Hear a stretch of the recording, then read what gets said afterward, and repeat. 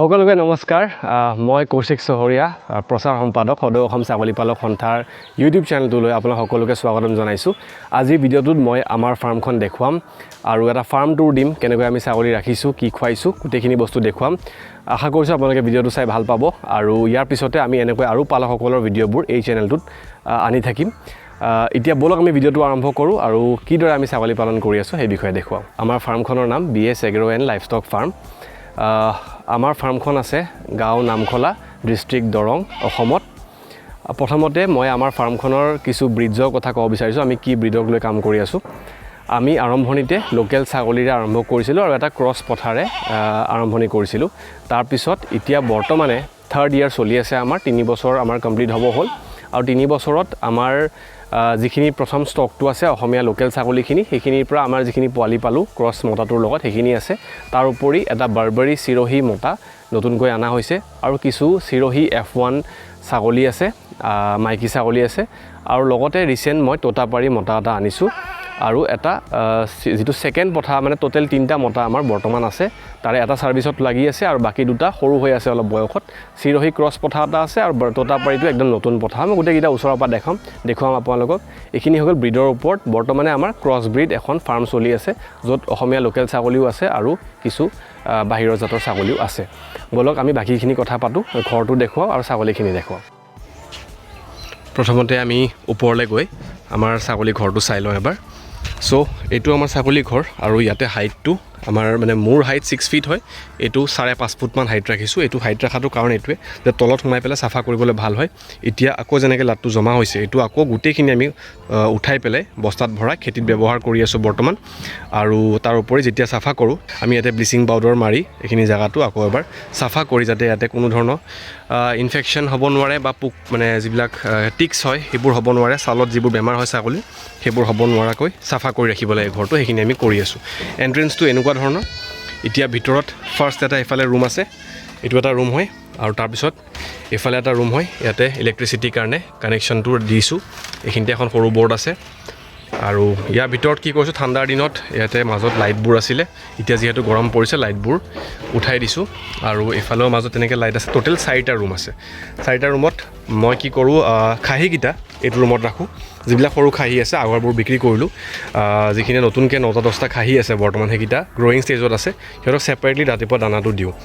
তাৰপিছত এইকেইটা ৰুম আহি গ'ল। ইয়াতে মিক্স কৰি থাকে ছাগলীবোৰ, মাক আৰু পোৱালি, আৰু যিবোৰ একদম নতুনকৈ পোৱালি হয় সেইবোৰ মই ভিতৰত, আৰু আমাৰ যিবিলাক ভিতৰত এটা ৰুম আছে সেইটো মই তাতে আমি দানাও থওঁ কেতিয়াবা, বা এনেকুৱা ধৰণৰ এটা ষ্ট'ৰেজ ৰুম আছে, ফিড ষ্ট'ৰেজ ৰুমে ক'ব পাৰে আপোনালোকে, সেইটোত মই পোৱালিবোৰ থওঁ।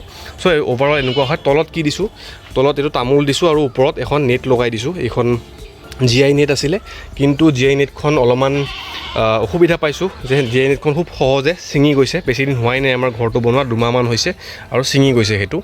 সেইকাৰণে GI নেটটো বয় মানে এটা এক্সপেৰিমেণ্ট কৰি থকা গৈছিলে। চ' কিছুমান বস্তু এনেকৈ শিকি থকা যায়, তো এইবোৰ ইম্প্ৰুভ কৰিব লাগিব।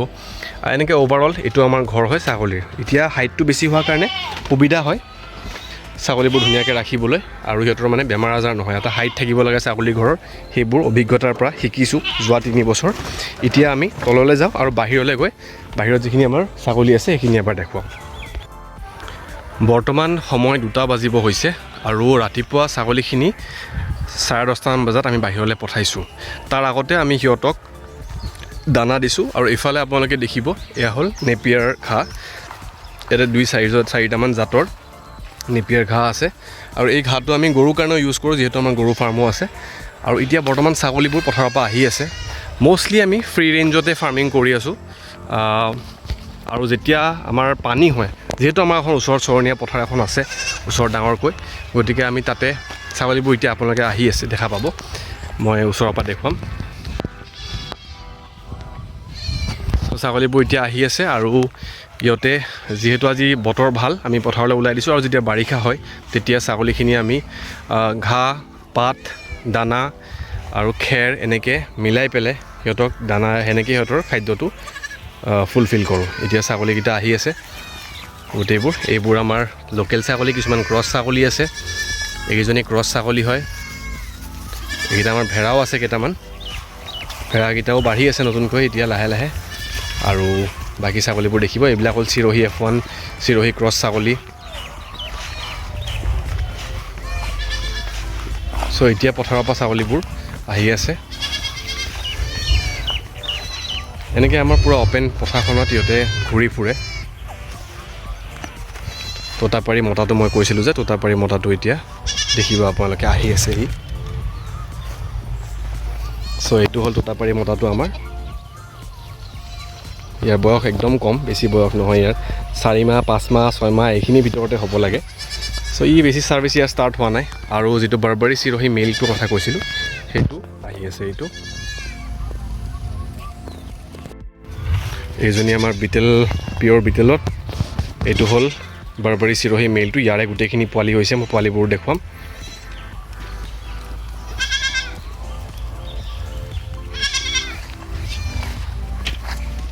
ওভাৰঅল এতিয়া আমাৰ 70 মান ছাগলী আছে 70 মান ছাগলী আছে নতুনকৈ পোৱালি হৈছে কিছু পোৱালিবোৰ মই ওচৰৰ পৰা দেখুৱাম বলক আমি এতিয়া ভিতৰলৈ যাওঁ আৰু গৰমৰ দিনত এতিয়া যেহেতু গৰম পৰিছে গৰমৰ দিনত মই কেনেকৈ ৰাখিছোঁ সেই বিষয়ে কৈ আছোঁ মই ভিডিঅ'টোত পোৱালিবোৰে চিঞৰি আছে এতিয়া গাখীৰ খাব মন গৈছে চবৰে কাৰণ দিনত ৰাতিপুৱা খাইছিলে তাৰপিছত আকৌ সিহঁতে বাহিৰত গ'ল সো গৰমৰ দিনত পানীৰ লগত কি কৰিছোঁ মই গাটলাইট পাউডাৰ হৈ গ'ল বা ইণ্টালাইট পাউডাৰ যিবোৰ ইলেক্ট্ৰলাইটছৰ ছাপ্লিমেণ্ট হয় সেইবোৰ পানীত মিক্স কৰি থওঁ যাতে সিহঁতে গৰমৰ পৰা আহি যিহেতুকে বেছি গৰম দিলে আপুনি পথাৰত থ'ব নোৱাৰে তেনেকৈ মই সিহঁতক সেইবোৰ অহাৰ লগে লগে সেইটো পানী খালে মানে সিহঁতে ৰিপ্লেনিছ হয় সিহঁতৰ এনাৰ্জিটো ঘূৰি আহে আৰু হিট ষ্ট্ৰ'ক হোৱাৰ চান্স নাথাকে আপুনি সময়ত মানে সিহঁতক এইটো বস্তু দিব লাগিব যাতে পথাৰত মানে বহুত দেৰিলৈকে ৰাখিব নোৱাৰে আপুনি ৰাতিপুৱা সোনকালে ওলাব লাগিব ইয়াৰ পিছে যেতিয়া পিক গৰমটো পৰিব বহুত বেছি গৰম পৰিব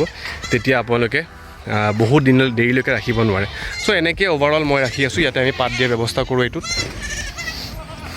আৰু এতিয়া ছাগলীবোৰ ইয়াতে আহি পোৱালিবোৰ মই এতিয়া ওলাই দিম আৰু আপোনালোকক দেখুৱাম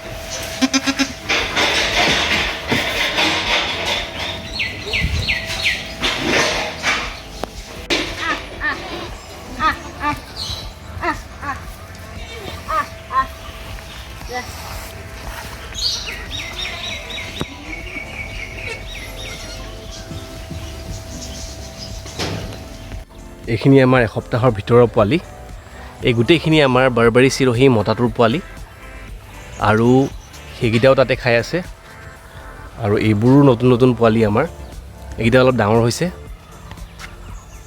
আৰু সেইকেইটা যিকেইটা সৰু আছে এইকেইটা এসপ্তাহৰ পোৱালি হয়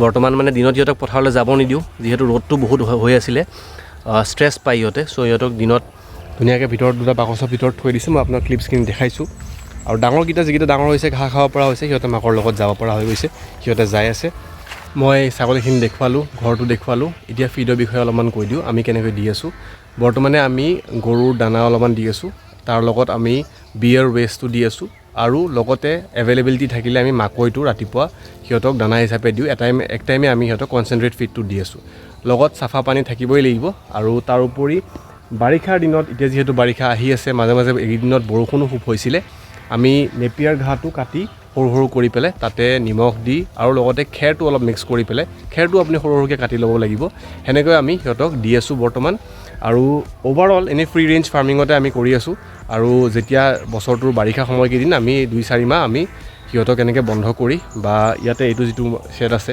ইয়াৰ পৰা নমাই পেলাই এইটো মেইন শ্বেডটো হয় ইয়াৰ পৰা নমাই সিহঁতক ইয়াৰ ভিতৰত দানাটো দি পেলাই ৰাখোঁ তাৰ উপৰি পিছত আকৌ পাত দিব লাগে এইফালে পাত দিয়াৰ ব্যৱস্থা আছে পাতৰ ভিতৰত যিকোনো ধৰণকে আমি বেলেগ বেলেগ ধৰণৰ পাত দিব পাৰোঁ যেনে মানে আমাৰ ইয়াতে আম কঁঠাল আৰু গমাৰি তাৰপিছত নিম পাতো আমি দিব লাগে নিম পাত দিওঁ যি এভেইলেবল থাকে তেনেকুৱা কোনো ফিক্স নাই এনেকুৱা ধৰণকে ফিক্স কৰি গছ লগোৱা নাই আমাৰ তাত অলৰেডি কিছুমান এভেইলেবল আছে গছ সেইবোৰৰ পৰাই সিহঁতক পাতটো কাটি কাটি দি আছোঁ আৰু এইখিনি কৰি আমি বৰ্তমান কৰিছোঁ। তাৰ উপৰি কিছুমান বস্তু সময়ে সময়ে দি থকা যায়, যেনে ডিৱৰ্মিংটোত আমি কৰাই থাকোঁ সময়ত, আৰু তাৰ উপৰি লিভাৰ টনিক, ডিৱৰ্মিং, ভেকচিনেশ্যন এইখিনি মেইনলি কৰাওঁ।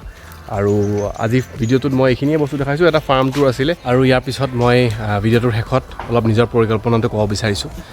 ফাৰ্মখন আৰম্ভণি কৰা 3 বছৰ ৰানিং হৈ আছে। বহুত কথা নজনা কথাও শিকিছোঁ ইয়াৰ মাজত, আৰু এতিয়া সংগঠনটোৰ লগত জড়িত হৈ আৰু বহুতো কথা শিকিব পাৰিছোঁ।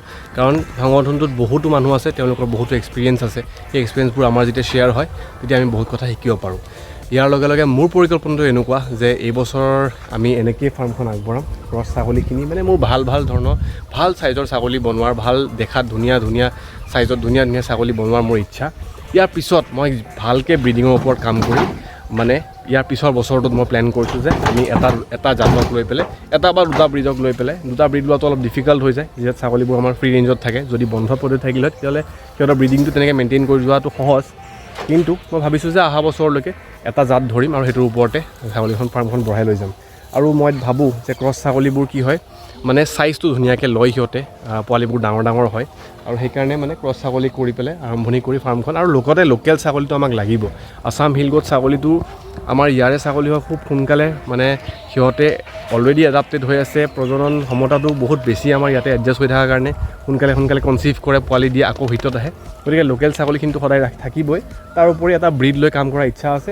আৰু বৰ্তমানে আমাৰ ফাৰ্মখন অভাৰঅল এনেকুৱা চলি আছে। আশা কৰিছোঁ আপোনালোকে ভিডিঅ' চাই ভাল পাইছে, আৰু আপোনালোকে এই ভিডিঅ'টো শ্বেয়াৰ কৰিব। প্ৰচাৰ সম্পাদক হিচাপে মোক এই কামটো দিয়া হৈছে, চেনেলটো আগবঢ়াই নিয়াৰ, সংগঠনটোৰ লগতে ফাৰ্মাৰসকলক লগত লৈ আমি এই সংগঠনটোক বা এই সংগঠনটোৰ ৰূপে আমি কিমান কাম কৰিব পাৰোঁ সেইটো আমি এটা দৃঢ় বিশ্বাসেৰে কাম কৰি যাবলৈ আশাবাদী হৈ আছোঁ। আৰু আপোনালোকে মোক সহায় কৰিব বুলি আশা কৰিছোঁ। আপোনালোকে ভিডিঅ'টো চাইছে যদি লাইক কৰিবলৈ নাপাহৰিব, আৰু নিজৰ লগতে আৰু দুজন মানুহক শ্বেয়াৰ কৰিব। কোনোবা যদি ফাৰ্মিং কৰি থকা নাই তেওঁলোককো শ্বেয়াৰ কৰিব, তেওঁলোকক দেখুৱাব যে ফাৰ্মিং কৰি কিমান ভাল লাগে, আৰু গোট ফাৰ্মিং ছেক্টৰটো অসমত কিমান বেছি কৰিব পৰা আছে, বহুতো কৰিব পৰা আছে এই ফাৰ্মিং ছেক্টৰটোত। গতিকে আপোনালোকে সেইখিনি সহযোগ দিব আৰু সংগঠনটো আগবঢ়াই নিয়াত সহায় কৰিব। ধন্যবাদ। আজি ভিডিঅ'ত এইখিনিয়ে আছিলে। আকৌ এটা লগ পাম পিছৰ ভিডিঅ'টো এজন নতুন পালকৰ সৈতে।